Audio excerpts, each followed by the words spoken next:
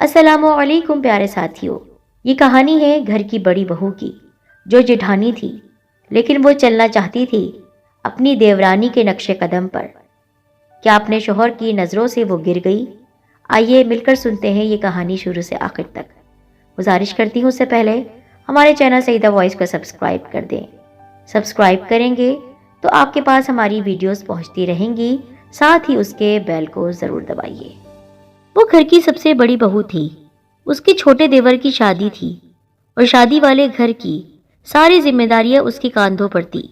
سب سے بڑی ذمہ داری دیورانی کی بری، اس کے تمام کپڑے اسے ہی سینے تھے۔ بہتر ہوتا ماجد اگر مدیحہ کی شادی بھی واجد کے ساتھ نپٹ جاتی، اس طرح ہمارا بہت سا خرچ بچ جاتا جو بعد میں خدیجہ کا جہیز بنانے کے کام آتا۔ میٹرک پاس ماجد دونوں بڑے بچوں کو اسکول کا ہوم ورک کروا رہا تھا۔ اس نے سر اٹھا کر چھوٹی بیٹی کو فیڈر پلاتی نائلہ کی بات بغور سنی۔ مدیحہ اپنے خالہ زاد سے منسوب تھی جو 2 سال سے دبئی میں مقیم تھا اور مزید سال بھر تک آنے کا ارادہ تھا، جبکہ واجد کی نسبت غیروں میں طے ہوئی تھی۔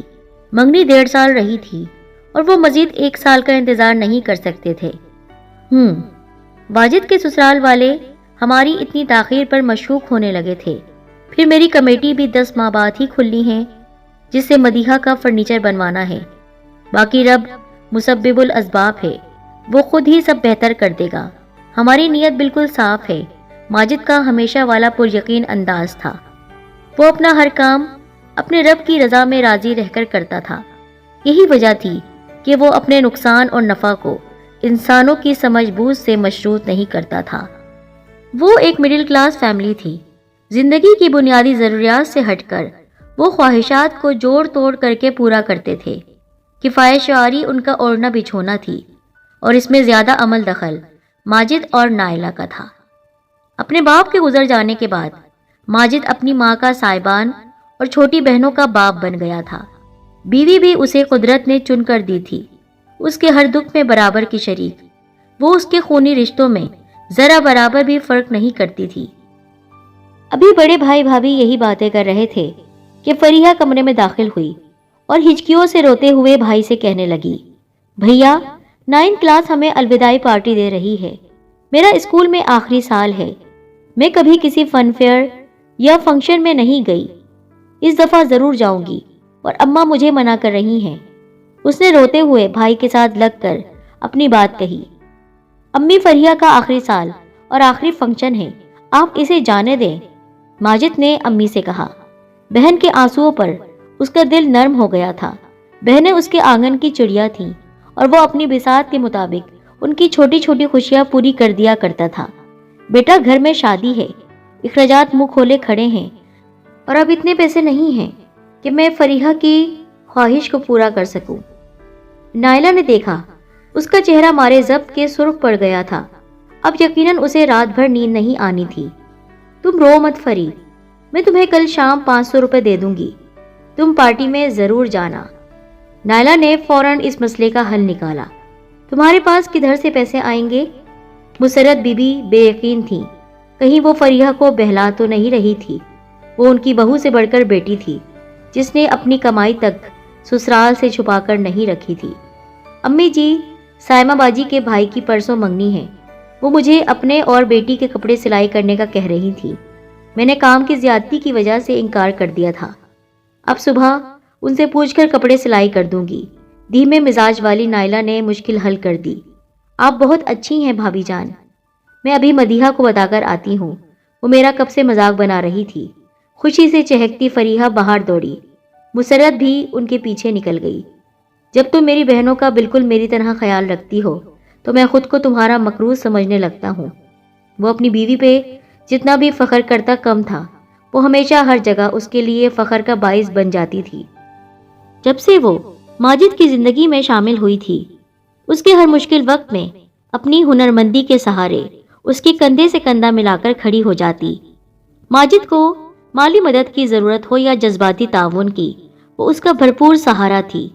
اس عورت کے اخلاق اور آداب کی وجہ سے وہ خاندان بھر میں رشک کی نگاہ سے دیکھا جاتا تھا۔ واجد کی شادی بہت ہنگامہ اور خوشیاں لے کر آئی تھی۔ انہوں نے اپنی استطاعت کے مطابق ہر رسم پوری کی تھی۔ واجد بہت خوش تھا کہ ماں اور بڑے بھائی نے اس کا ہر چاؤ پورا کیا۔ اللہ کا شکر ادا کرتے ہوئے تھکتا نہیں تھا۔ مونا خوبصورت اور تیز لڑکی تھی۔ فریحہ اور مدیحہ اس سے زیادہ بولنے سے جھجکتی تھیں۔ صبح کا ناشتہ بنانے کی ذمہ داری نائلہ کی تھی۔ ناشتہ بنا کے وہ برتن دھوتی اور کچن صاف کر کے اپنا کمرہ بھی صاف کرتی۔ باقی دن وہ مشین کی مشقت میں جتی رہتی۔ پلیز واجد، مجھے بسکٹس لا دیں، میرا دل کچھ ہلکا پھلکا کھانے کو چاہ رہا ہے۔ شادی کے شروع کے دن تھے۔ مونا اکثر بڑی ادا سے شوہر سے کوئی نہ کوئی فرمائش کرتی پائی جاتی۔ نائلہ کو اس کا شوہر کے ساتھ بچی کی طرح بن کے بولنا بالکل اچھا نہیں لگتا تھا۔ واجد ہاں میں سر ہلاتا آخری لقمہ منہ میں ڈال کر رومال سے ہاتھ پوچھتا اٹھ کھڑا ہوا۔ تھوڑی دیر میں واجد مونا کو بسکٹس پکڑا کر آفس چلا گیا۔ فریحہ بچوں کو لیے اسکول کی طرف نکل گئی۔ اب وہ سب بیٹھ کر ناشتہ کرنے لگے۔ مونا نے بسکٹس کا آدھا پیکٹ چائے میں ڈبو کر کھایا، باقی کا پیکٹ ہاتھ میں دبائے وہاں سے اٹھ گئی۔ وہ تینوں مونا کی اس حرکت پر حیران تھے۔ ان کے گھر کے طور طریقے ایسے نہیں تھے۔ وہ ہمیشہ مل بانٹ کر کھانے کے عادی تھے، چاہے وہ مقدار میں کتنا کم ہی کیوں نہ ہو۔ مونا کی شادی کو 17 روز ہو گئے تھے۔ بھلا انہوں نے کب اس سے کچھ چھپا کر کھایا تھا؟ نائلہ نے دبے الفاظ میں ساس کو مونا کی اس حرکت کی طرف متوجہ کیا۔ مسرت صرف سر ہلا کے رہ گئی۔ وہ ساس تھیں، ان کی دور اندیشی نے مونا کی فطرت بھانپ لی تھی۔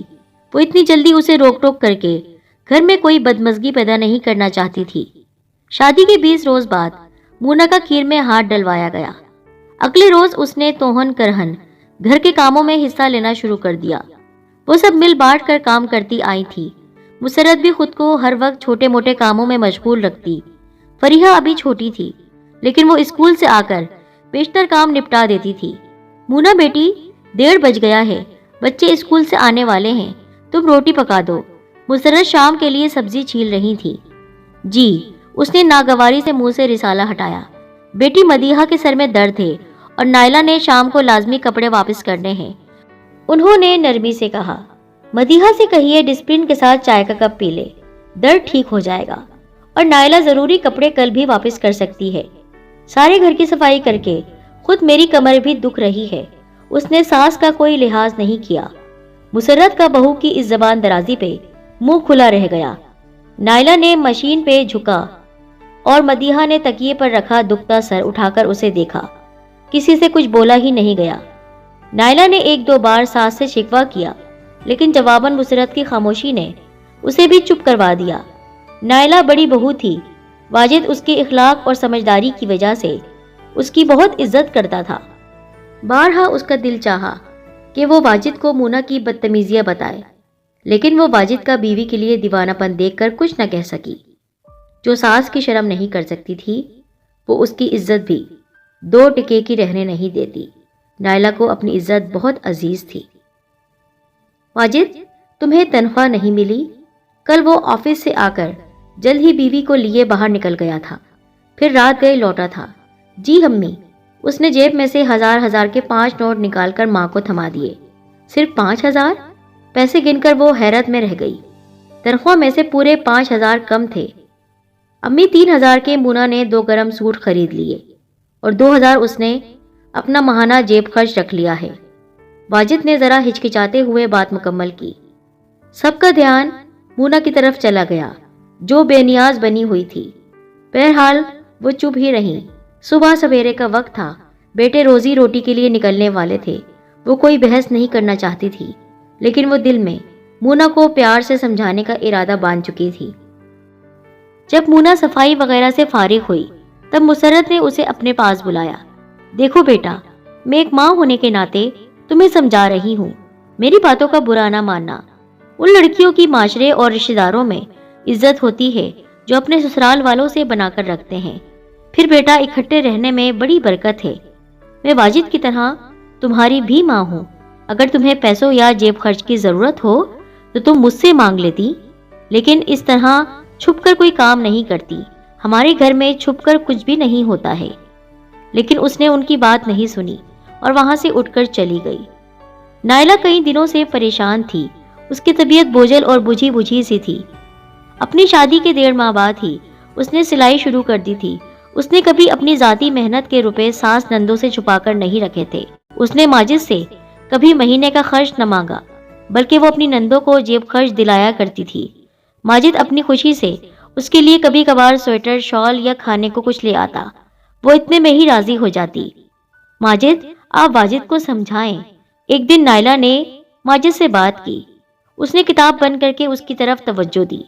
میں سب دیکھ رہا ہوں نائلہ، میرے خیال میں یہ تم عورتوں کا گھریلو نوعیت کا مسئلہ ہے، تم لوگ بھی عقل مندی سے سنبھالو تو بہتر ہوگا۔ اس نے کچھ سوچتے ہوئے کہا۔ وہ سب دیکھ اور سمجھ رہا تھا۔ مسرت نے بھی ماجد سے یہ مسئلہ شیئر کیا تھا۔ اس نے ہی ماں کو مونا کو پیار سے سمجھانے کا مشورہ دیا تھا۔ وہ دو ہی بھائی تھے۔ وہ بھانپ گیا تھا کہ اس عورت کی نیت مل بیٹھ کر کھانے کی بالکل نہیں ہے۔ پھر واجد بھی محبت میں بیوی کی کوئی بات نہیں سنتا۔ اسے صحیح اور غلط کی تمیز سکھانا فی الحال ایک مشکل کام تھا۔ شام کو جب واجد گھر لوٹا تو مونا کی طبیعت خراب تھی۔ مونا کو زبردستی ڈاکٹر کے پاس لے گیا۔ ڈاکٹر نے انہیں خوشخبری سنائی تھی۔ واجد بہت خوش لوٹا تھا۔ مسرت نے سنا تو مونا کا صدقہ دیا۔ اب تو مونا کو بہانہ مل گیا تھا کام نہ کرنے کا۔ وہ کمرے میں بند ہو کر رہ گئی۔ واجد اس کا کھانا کمرے میں ہی لے آیا۔